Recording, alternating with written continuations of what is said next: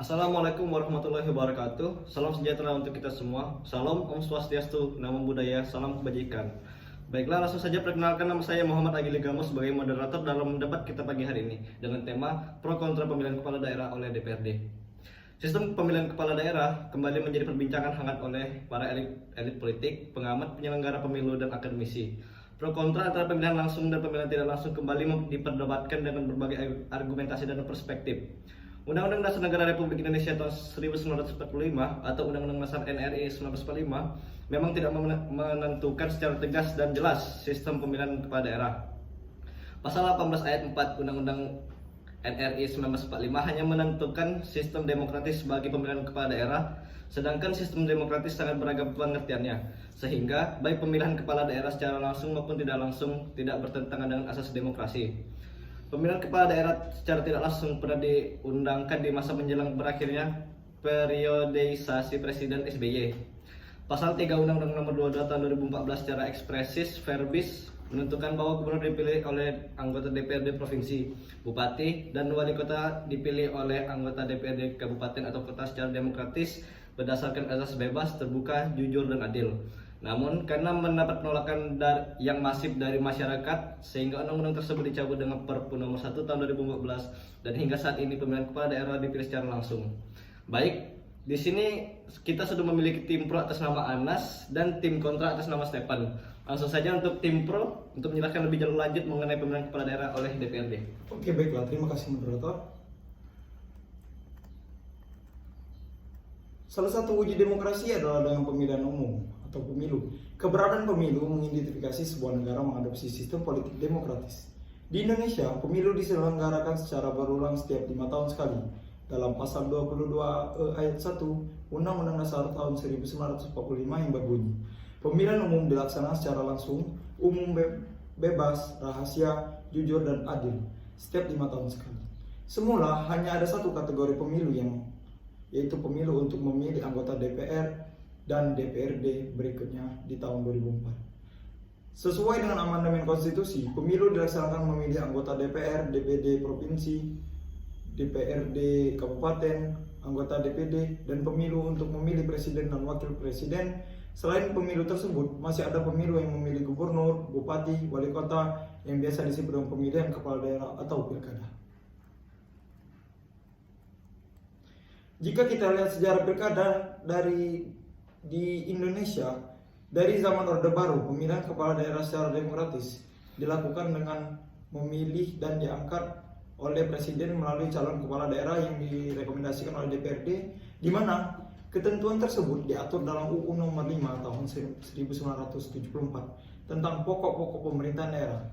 Hal ini didasarkan pada pendapat bahwa presiden dipilih langsung oleh rakyat, sehingga ketika presiden memilih kepala daerah secara langsung adalah benar karena dianggap sebagai wujud dari perpanjangan tangan dari suara rakyat melalui presiden tersebut. Ketika runtuhnya zaman Orde Baru, sistem pemilihan kepala daerah berganti kembali dikarenakan adanya tuntutan reformasi dengan dikeluarkannya UU Nomor 22 Tahun 1999 tentang pemerintahan daerah, di mana sebelumnya presiden memilih sendiri kepala daerahnya berdasarkan rekomendasi oleh DPRD.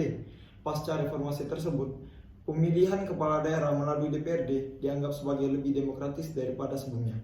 Pada tahun 2014, wacana pengembalian presiden pemilihan kepala daerah oleh DPRD kembali digaungkan. Hal ini didasarkan atas pemikiran pemilihan secara langsung yang tujuannya awalnya agar tidak adanya kegiatan money politik dan dalam pemilihan kepala daerah tidak diwujudkan dalam pemilihan langsung.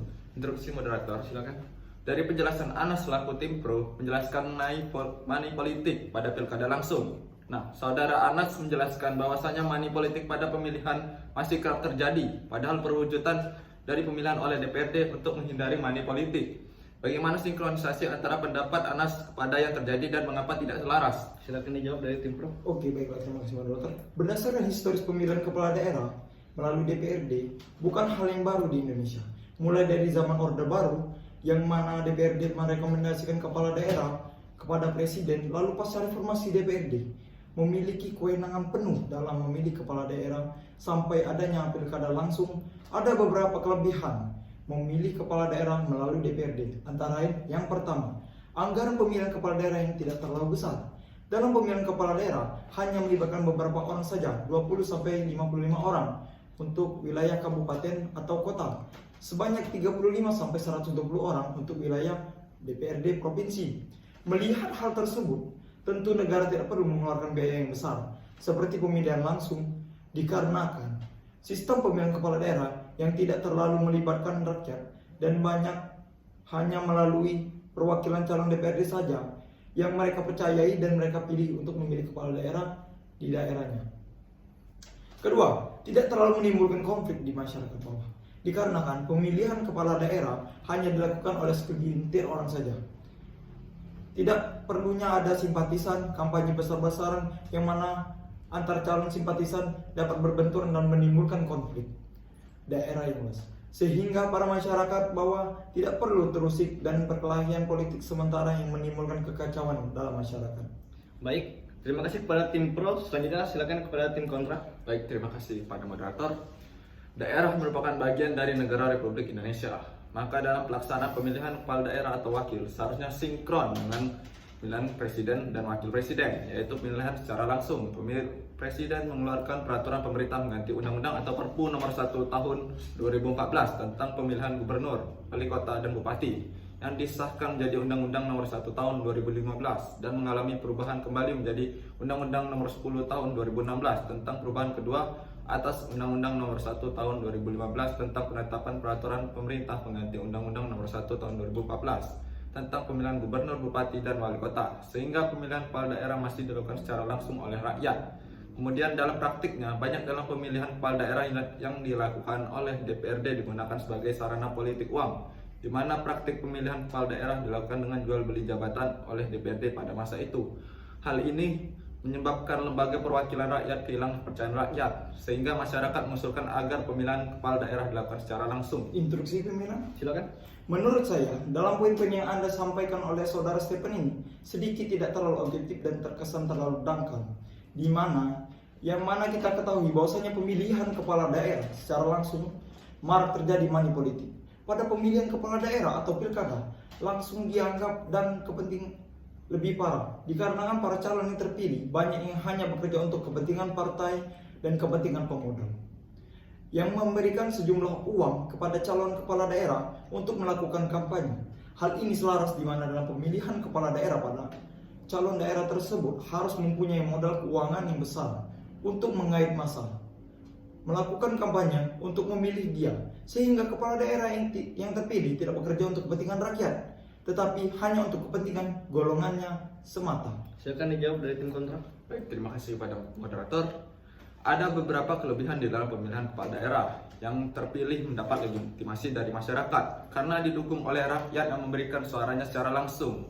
Legitimasi atau pengakuan yang kuat dari rakyat memiliki peran yang penting dalam meyakinkan, mempengaruhi atau memperbarui kesepakatan politik yang terjadi antara pemerintah dan masyarakat daerah itu sendiri. Krisis legitimasi yang terjadi kepada kepemimpinan di daerah akan menghasilkan ketidakstabilan politik dan ekonomi di daerah.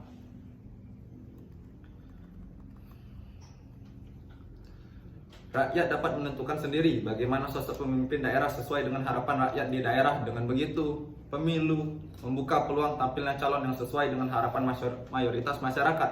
Sehingga apabila kepala daerah terpilih yang tidak sesuai dengan kehendak masyarakat, maka secara otomatis calon yang bersangkutan tidak akan dipilih kembali di pemilu selanjutnya. Dikarenakan masyarakat akan memilih calon yang sesuai dengan aspirasi mereka, karena masyarakat ikut berperan aktif. Adanya check and balance sistem antara pemerintahan legislatif dan eksekutif. Dengan pemilihan kepala daerah secara langsung, DPRD tidak dapat menekan kepala daerah untuk mempengaruhi kehendak dan tuntutan DPRD. Dengan begitu, para kepala daerah dapat menjalankan program kerjanya dengan tenang tanpa harus terganggu oleh tuntutan DPRD. DPRD juga dapat melaksanakan fungsinya, pengawasannya dengan benar, tanpa adanya kepentingan politik sepihak semata yang memudarkan fungsi pengawasan.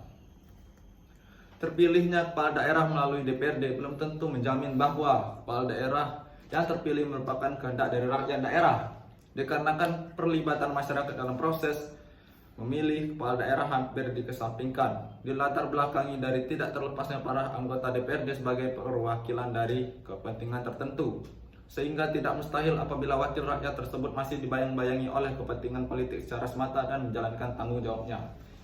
Baiklah, itulah penyampaian dari tim pro dan kontra dari depan hukum dengan tema pro kontra pemilihan kepala daerah oleh DPRD.